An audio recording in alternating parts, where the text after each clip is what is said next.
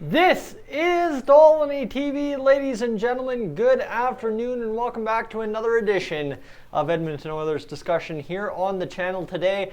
And let me tell you, my goodness, I've had myself a great weekend. I am exhausted. I am beat to crap. And you know what? I thought the playoff run was very exhausting. Try playing ball when it's supposed to rain, supposed to thunderstorm. You're trying to slam in games as quick as possible to get a winner in the weekend so as nobody has to walk away empty-handed because of rain, snow, whatever the heck we get down in southern Alberta when it gets as blustery and gray out as it has this past couple of days. However, my friends, I did have time in the past week, the past however long it's been since the Oilers were eliminated, to look at kind of the narrative going into this offseason. I know I talked to you a little bit last offseason, didn't do as good of a job keeping up. Maybe I'll do better this year, probably not, because quite honestly, I got a life to live and I'm much happier doing what I'm doing now. That said, so my friends, what I'm looking at is I'm seeing a lot of people talk about what the Oilers have to do this offseason, what the Oilers need to do this offseason, what the Oilers should do this offseason, what the Oilers can do this offseason, what the Oilers could do this offseason, what the Oilers might do this offseason. You get where I'm going? The optimist, which is phenomenal. Because you know what? For once, we're actually talking about improving a good team as opposed to transforming a trash heap into a winner, quite honestly, right? That's where we're at, is we're in a completely different world than I have ever been at on my time on YouTube talking about the Oilers in the offseason. My goodness, what a bad time not to be doing this for views. However, my friends, I've got one piece of advice. You saw the title. Quite honestly, we got to talk about what the Oilers can't, what the Oilers must not, cannot afford to do this offseason. And there's one simple thing the Oilers cannot afford to do this offseason. They've had a pretty good, steady Eddie first couple of weeks here after being eliminated.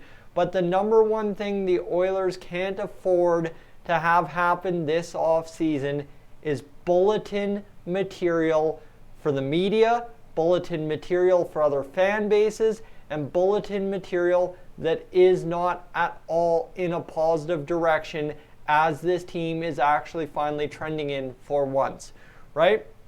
What kind of material is that? Well, Duncan Keith retires. Big bulletin, great material for the Oilers, let's go, big victory.